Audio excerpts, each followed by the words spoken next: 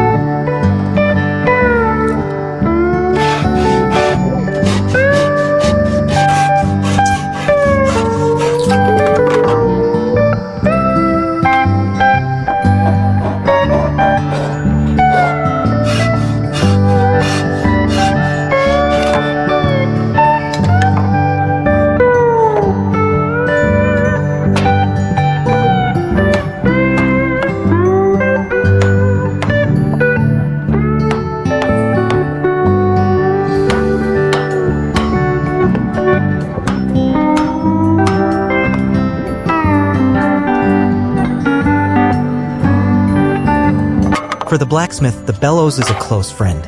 Just pull a few times, the fire flares up, the iron is red hot, enough to bend, forge, and shape. The bellows, the sound of the hammer blend together, creating the sound of the profession of life.